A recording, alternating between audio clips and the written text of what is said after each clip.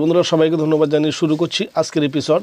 আজকের ভিডিওতে আমরা আলোচনা করব 15 জুলাই ইউটিউব যে মনিটাইজেশন সম্পর্কে একটি বড় আপডেট আনার কথা ঘোষণা করেছিল, সেই আপডেট সম্পর্কে সেখানে কী কী বলা হয়েছে এবং কোন কোন ধরনের চ্যানেলে এর প্রভাব পড়তে পারে খুব গভীরভাবে।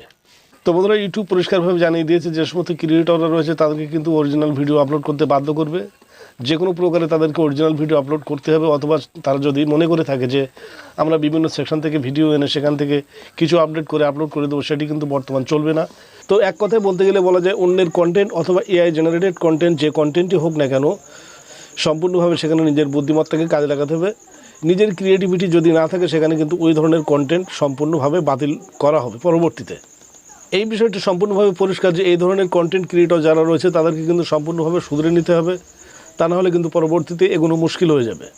তো বন্ধুরা, এমন ধরনের ইনফরমেটিভ ভিডিও পেতে অবশ্যই আমাদের চ্যানেলটিকে সাবস্ক্রাইব করবেন। কোনো মন্তব্য তাহলে কমেন্ট করবেন, পাশে থাকা বেল নোটিফিকেশন অন করে দেবেন সমস্ত ভিডিও নোটিফিকেশন পাওয়ার জন্য। সবাইকে ধন্যবাদ জানিয়ে ভিডিও শেষ করলাম। জয় হিন্দ।